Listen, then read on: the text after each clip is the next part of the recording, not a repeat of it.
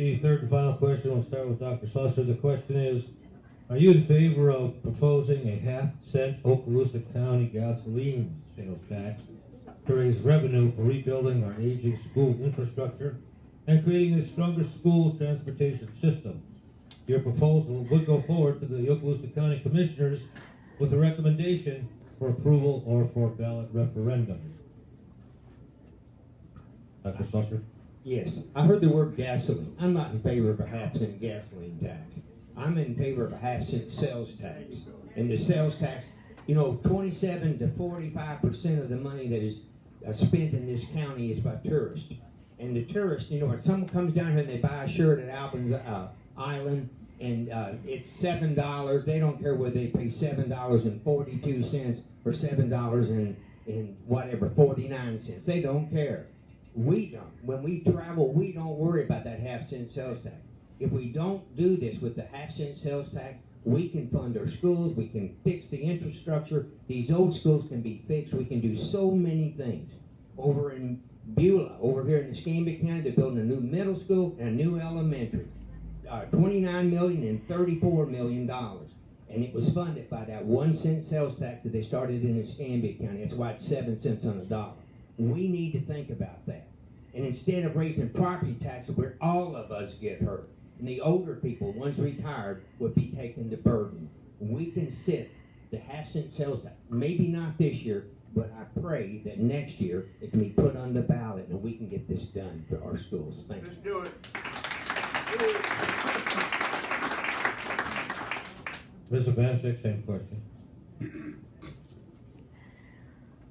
Yes, I am for the half-cent sales tax, and I'm upset that the actions of the leaders in our district, not our school board, but in our district, the superintendent and her crew, have caused the citizens of this county to not put that on the ballot this year.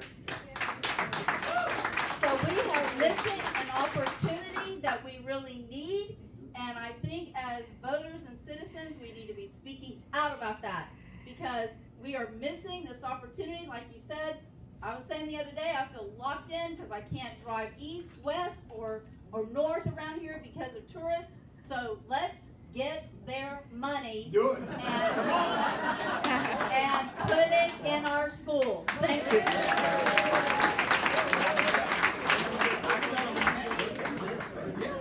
Dr. Kelley, same question. Thank you. You've heard me say before that the only tax I can support is the sales tax. And it is because I do believe that the tourists need to pay their fair share. They come here, they saturate up our resources.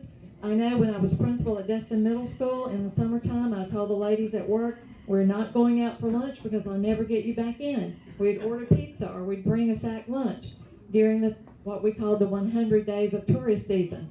So, and just by the way, today at lunch, we saw one of the rescue helicopters headed towards the beach, and we know what that was. So they come here, they saturate our resources, and then they leave. They certainly need to contribute back to the communities and to the education of our students here and the updating of our infrastructure. So I am for a half-cent sales tax for the duration of 5 years and to be used for infrastructure needs for our children. Thank you. Dr. McAllister, same question. Well, I also certainly very much support the half-cent sales tax because obviously it can generate a significant amount of revenue to the tune of between $15 and $20 million per year. I also think there's a need to do a very stringent budget review of our own budget to make sure we are spending all of the money that you are giving us and spending it wisely. So approximately 40% of that revenue would come from tourists, and I certainly support that idea. But the key, and one of the keys that Escambia used, was to get the leadership out and explain to our taxpayers, first of all, what the burden would be on each of them, given certain scenarios, and secondly, what specifically that revenue would do for them. Because I think if we approach reasonable citizens with an explanation of how much the burden is, in addition, what they would get for their money, as we did probably in 1994, I think we'd get a sales tax passed. And that would be a good thing. And we do it as part of a long-term strategic plan that we've developed time phased and do it right. But I support it.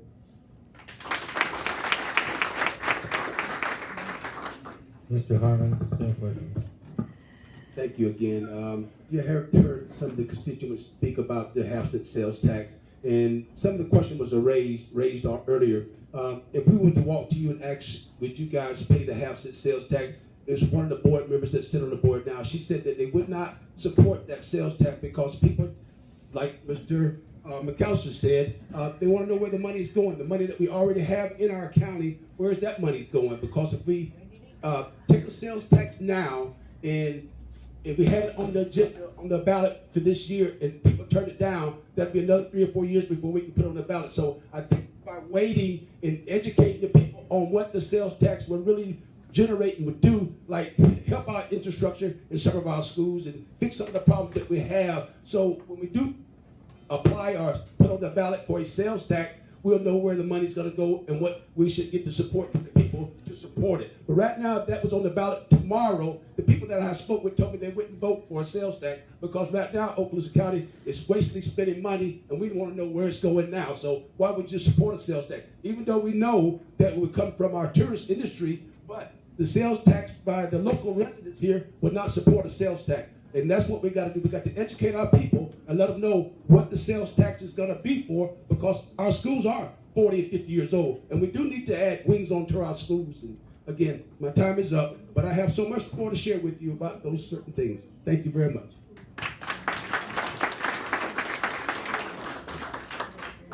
Mr. White, same question. Yes, thank you. Well, you know, they say in politics you're never supposed to agree with your opponent. But there is a part of what Mr. Harmon said that I agree with. And let me just tell you, first of all, I might be considered one of the school district's foremost experts in the sales tax. I was involved with it in 1994 when it successfully passed. In 2008, I was involved with it when it failed miserably. It passed only 6 precincts out of 52.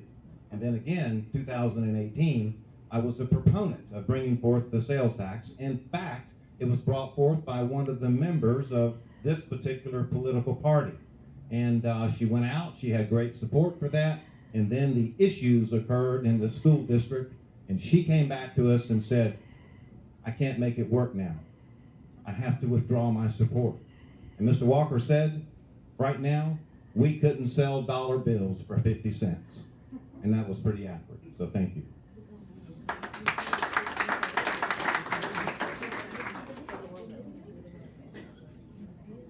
I want to thank Richard for being our moderator. I want to thank all of you for joining us. And I do want to leave you with a couple of thoughts that I would like for you to think about.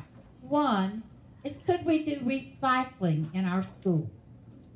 I think we need to start that, and I think we start now because our environment is so important. And there's a lot of waste in our, not waste, but surplus papers that the kids use and throw away and those kind of things that we could recycle. And maybe even find business partners to help fund that in each school. I think that might be a possibility.